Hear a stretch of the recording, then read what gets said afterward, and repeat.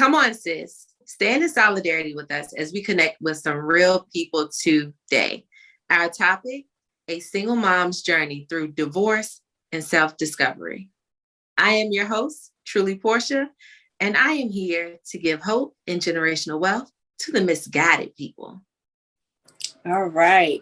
And I'm your host, Stacey J. And a little bit about me is that I have a passion for mentoring Black women and helping them discover their own light. Just want to let you know what we do here at PS Consulting Firm. Our mission is to educate and empower Black women with tools through sisterhood and self-care. Yes, it sounds good every single time. All right. So our special guest that we have here today, I'm going to allow her to introduce herself. Hello, everyone. My name is Christy Brown, and I'm a newly divorced mother, and I'm excited to share my story with you all. Awesome. So let's dig right into these questions. Yes. How long were you married? So my ex-husband and myself, we were married for 8 years, just turned 8 this past June. Okay, that's a significant amount of time. How did y'all meet? How did you meet your ex? So we met at an old nightclub in Virginia Beach called Element. It's a dental office now. But he actually came to me in the club and he swore up and down that I was looking at him, but I wasn't.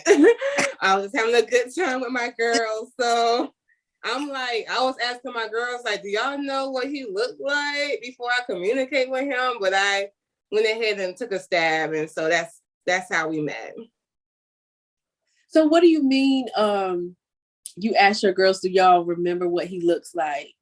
Because I didn't see his face when he came to me. And we exchanged numbers. I just like, okay. And yeah, so I didn't look at him. I didn't see his face. I didn't know what he looked like before our first date. Okay. So what was the first date like?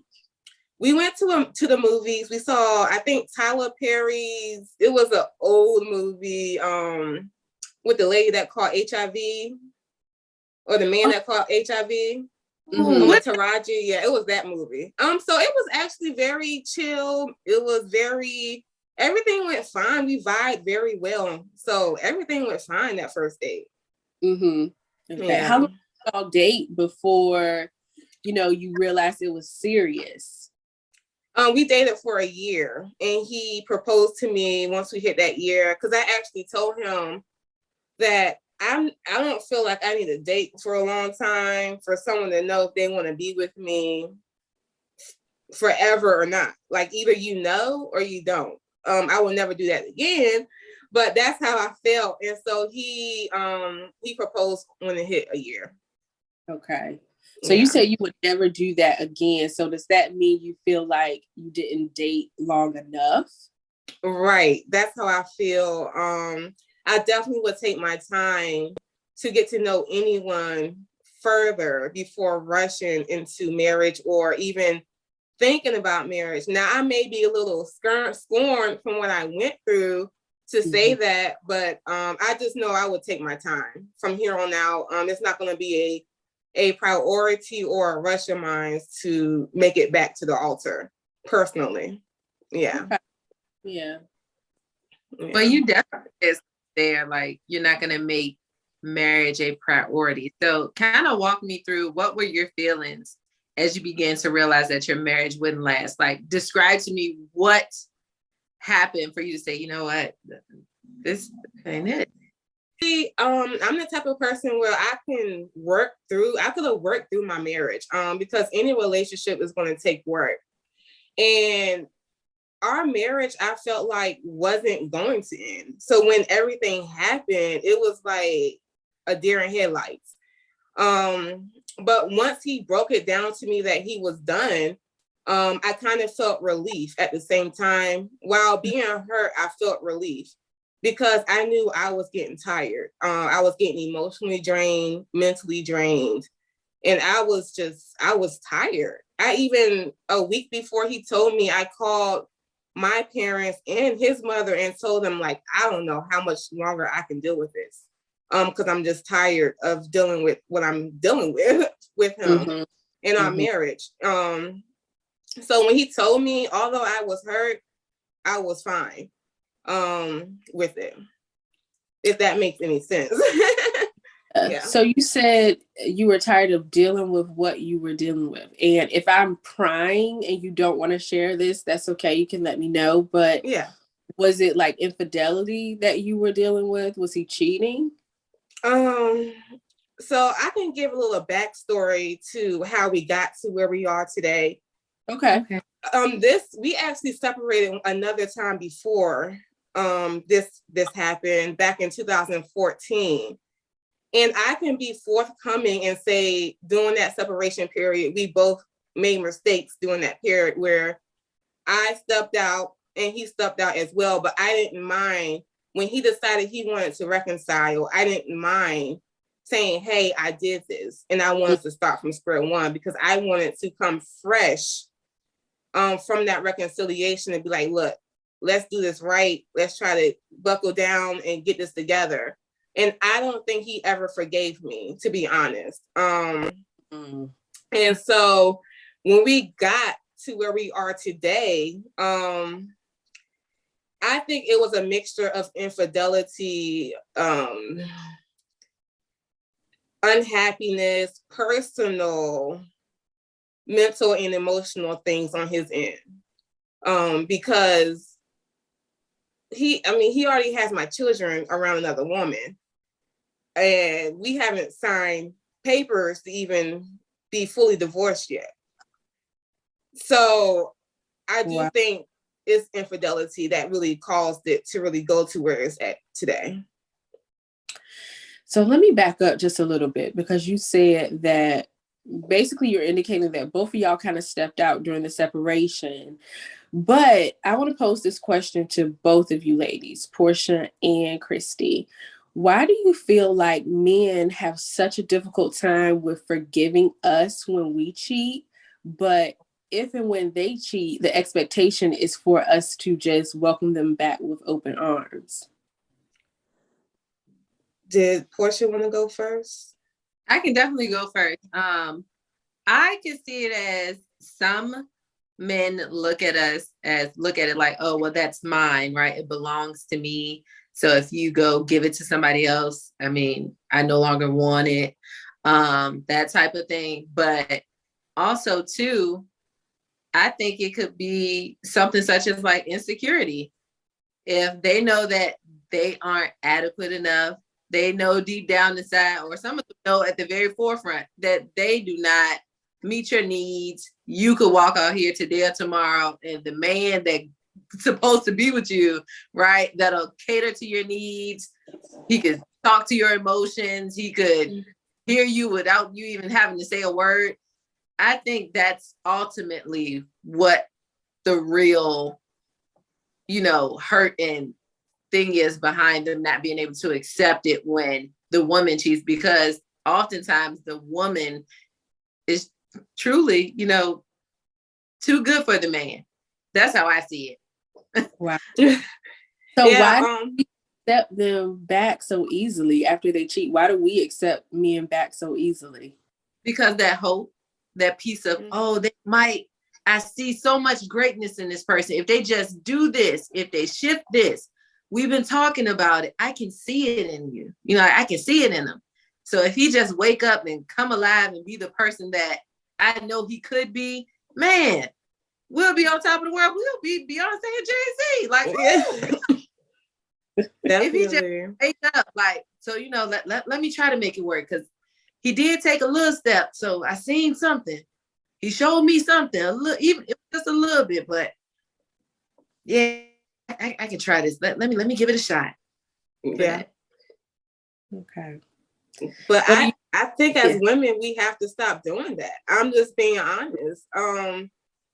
Because I feel like we set ourselves to lower standards in doing that. I had to learn that through my healing process. Like, I actually never took them back the first time.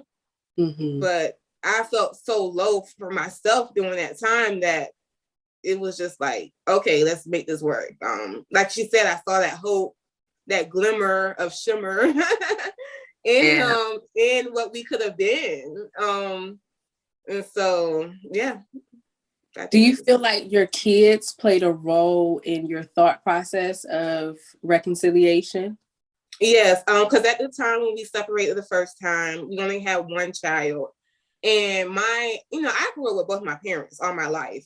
So it was the idea of like, I want my child to have that ideal of the family image. I want that for my child. And so that was a big player in it, in my decision to reconcile. Yeah. Because I was thirsting for that for my child. Yeah. Yeah. Willing to sacrifice a bit of your happiness to make sure that your child at the time, just your one child, was brought up in a 2-parent household. Yeah. I'm honest. When you said that, it actually made me think of a couple of things, right? So I know you said you were a 2-parent household, so you saw your mom and dad together. Yeah. At any time, did you ever hear them talk about like their issues and they like work through it, something major like cheating, or just in general growing up, did you hear them say like, no matter what, happens in your marriage, make it work, that type of thing? Was that the teaching, the upbringing? Yeah, definitely. Well, my dad's a pastor, so it was like basically in your marriage, like you can make it work. It just takes communication and work, and it's just not worth leaving. So that's what I came up in. That's what I saw being in the church all my life. And I'm not gonna lie, during this period, it kind of has me straying away from that image. Because I think that the church, it places a rush on marriage in a way. Growing up in that household. Oh my goodness. Let's take a sidebar right quick on the church, right? Yeah. I'm a Kojic kid, born and raised Kojic, right? So, Stacey, everybody may not know what Kojic is, because I was confused too. Oh, yeah, that's right. I'm sorry. Church of God in Christ, Kojic kid, Church of God in Christ kid. So, thank you, Portia, because So, I had this conversation before. And I talked about how the church so often sees young people who go to church together and they're, you're in the same age group. So they automatically think you should get married, not realizing that just because you have a few commonalities does not mean that you should be lifelong partners with this person.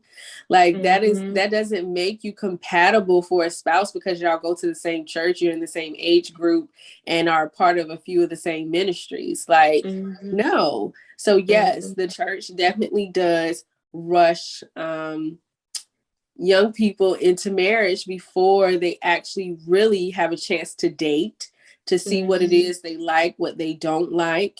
I can say there was nobody at my church really, because my church was mostly family. And so of course my husband, he didn't go to my church. And we dated for 10 years before we got married, because we met in high school. So I always felt like, what was the rush? My parents never rushed us. They loved Alan from the beginning. But we just took our time to, but a lot of people they can't say that. And then some people may be like, dang, y'all dated for 10 years.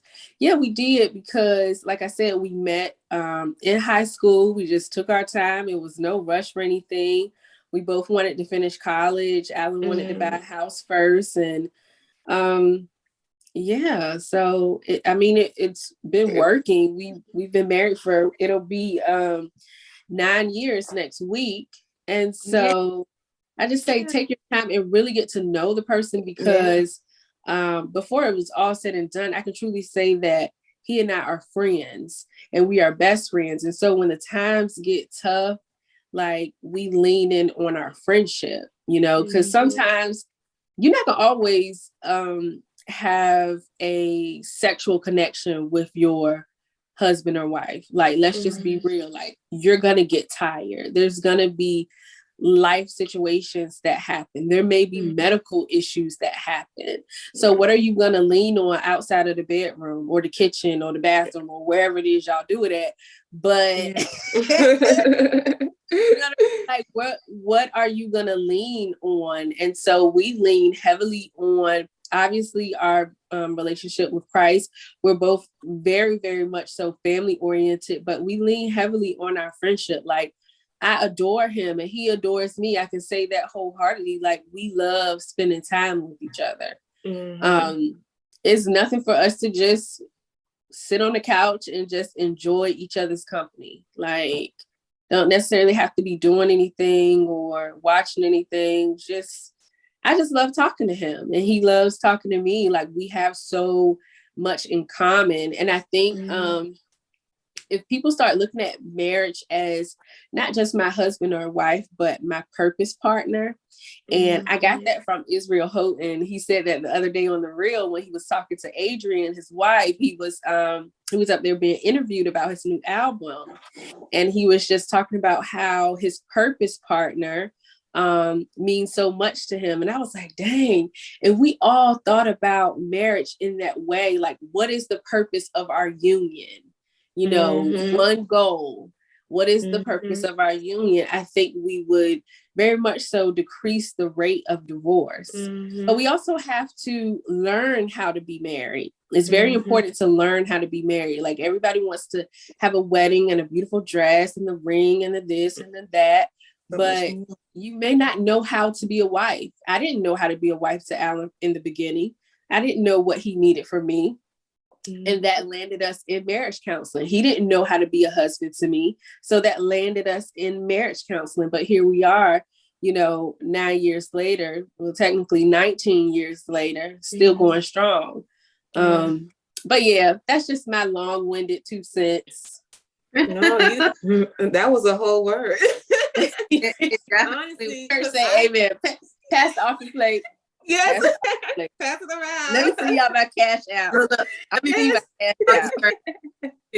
That's the part. But that's in my marriage. Like, I desire personal time. I craved it, and it was so hard to get it. And like Stacey said, I think it's important to know how to be a friend first to your spouse for your marriage to really survive how it should. So, yeah, that's true. So I want to ask you something that you posted on Facebook. Yes. You and I are friends on Facebook. And so you posted, the hardest part of this healing journey wasn't even the relationship ending. It was keeping my mouth shut when I knew those that played a part. So many times I had to fight the air as things came out. Whew. I promise at one point I could have slashed tires, and that's not even in my character. So what would you like to tell those people who you feel like betrayed you? So are you saying like you know people who knew what was going on, but they didn't say anything? Yes. And so what do you want to say to those people? Thank you. Because honestly, that's all. Yes. Yeah, thank you. Because honestly, you helped me grow. Like, everyone that played a part helped me. Thank you. I'm in my best place I've been in a very long time.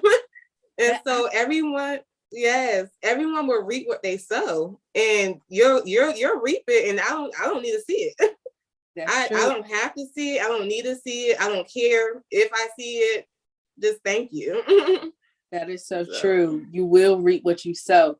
I was not expecting that response, but let me tell you, that response is the sound of victory. Yeah. Girl, better go ahead. If we got the bell. You know what I'm saying? Girl, you better go ahead. I'm so happy and so proud of you. Thank you. I was not expecting that response. I thought it was going to be laced with a little bit of venom, kind of bitter. Girl, I'm so proud of you. Thank you. Thank you. It was a process, but thank you. Thank you.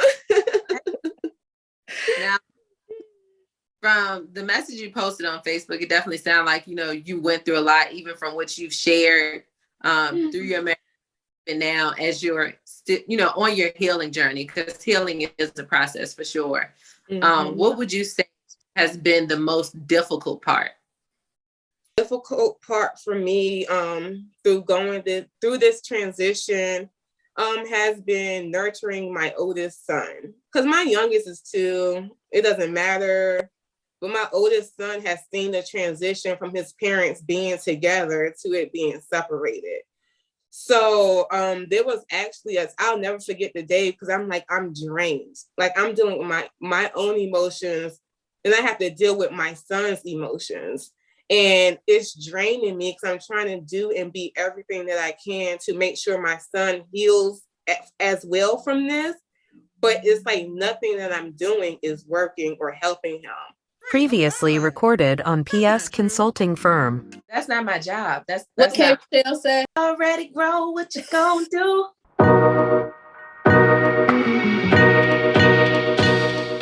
Looking for a place to listen, learn, and laugh? Then come on, sis, and join Truly Portia and Stacey J every Monday and Wednesday, where we discuss growth in every area of life. No topic is off limits. Let's grow together, stand in solidarity, and fix each other's crowns. Brought to you by PS Consulting Firm, because there's more. I was struggling. Y'all have no idea. It's been a long time Struggling is coming. not the word. That I couldn't believe. At least we could laugh about it, because I was like,